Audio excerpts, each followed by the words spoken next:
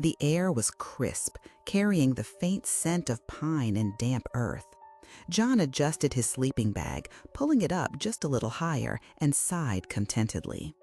Above him, the velvet blackness of the night sky stretched out, an infinite tapestry dusted with diamonds.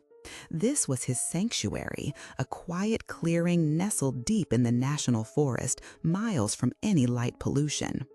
Each star, a tiny, perfect beacon, seemed to hum with ancient energy. He knew these constellations like old friends, tracing imaginary lines between them, feeling a profound sense of peace settle over him.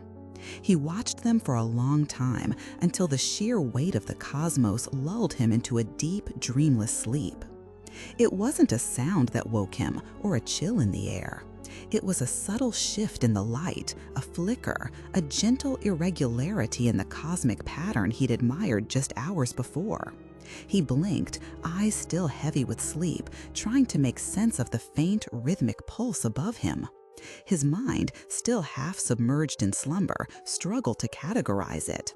A distant aurora? A trick of tired eyes? He pushed himself up onto an elbow, rubbing the sleep from his vision. And then he saw it. Not just one or two, but hundreds, perhaps thousands, of tiny pinpricks of light. They weren't static. They weren't shimmering with the steady, unwavering glow of distant suns. They were blinking. A slow, creeping dread began to coil in his stomach. Each blink was deliberate, a synchronized, almost imperceptible closing and opening. They were arranged in the familiar patterns of the constellations, Orion's Belt, the Big Dipper, Cassiopeia, but they were undeniably, terrifyingly alive. His heart began to pound a frantic rhythm against his ribs.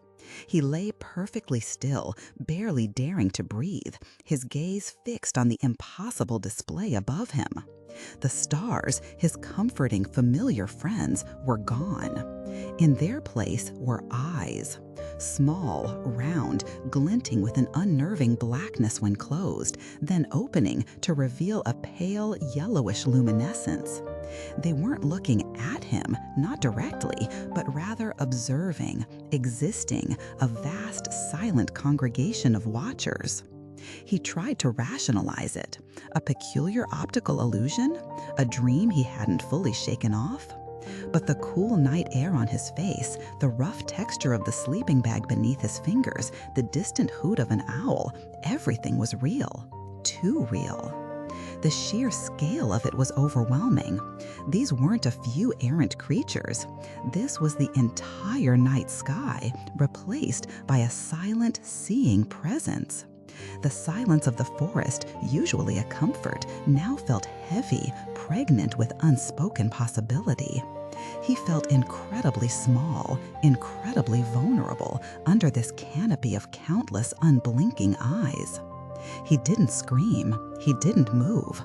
He simply watched, his mind racing through every sci-fi story, every folktale, every whisper of the unknown he'd ever encountered. This was beyond anything he had ever imagined. It wasn't menacing, not in an aggressive way. It was profoundly, existentially alien. They just were. And they were watching. Slowly, with an excruciating slowness that felt like an eternity, John began to move. First, just a flex of his fingers, then a careful shift of his weight. Every rustle of his sleeping bag felt deafening in the profound stillness. He kept his eyes fixed on the blinking sky, half expecting a reaction, a shift, a sudden descent. Nothing. The eyes simply continued their silent, rhythmic observation. He managed to zip up his sleeping bag, then meticulously, almost robotically, began to pack his tent. His hands, though trembling, moved with a strange efficiency, fueled by a primal instinct for self-preservation. He didn't want to disturb them, whatever they were. He just wanted to leave, to put distance between himself and this impossible revelation. It took him nearly an hour to pack everything, each click of a buckle, each fold of fabric seeming to echo in the vast silence. All the while, the eyes above him continued their silent vigil, their pale glow reflecting faintly on the dew-kissed leaves around him. When his pack was on his back and his campsite was clear, he didn't look back. He simply turned and began to walk.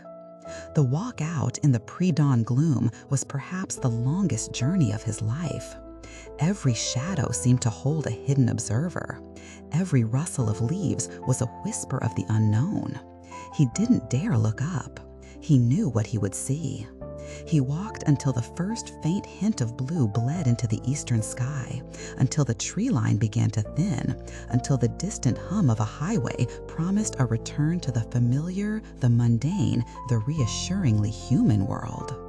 John never camped under the open sky again after that night. He still ventures into nature, but always with a tent, a canopy barrier between himself and the vast, unsettling truth he uncovered. The memory of those blinking eyes never faded. It transformed his perception of the universe, not into something cold and empty, but into something infinitely more mysterious and perhaps infinitely more crowded than we can possibly imagine. That night taught him that some questions are best left unanswered and some truths are best kept hidden. It changed the way he saw everything, the quiet solitude of nature, the comforting illusion of our own significance, and the profound, silent intelligence that might just be watching us from the darkest corners of the cosmos. Perhaps the stars truly are just distant suns, vast balls of burning gas. But for John, and perhaps now for us, there's a flicker of doubt, a lingering question. What if the universe isn't just dark matter and nebulae, but a living tapestry woven with countless watchful eyes? It's a thought that hums softly in the background of his life, a gentle reminder of the vast, unknowable wonders that lie just beyond the veil of our perception. What do you think? Has a quiet moment in nature ever revealed something unexpected to you? Something that reshaped your understanding of the world? Share your thoughts in the comments below. And if this story resonated with you, consider subscribing for more journeys into the intriguing and the unexplained. We're always exploring the edges of what we know, and sometimes what we only glimpse.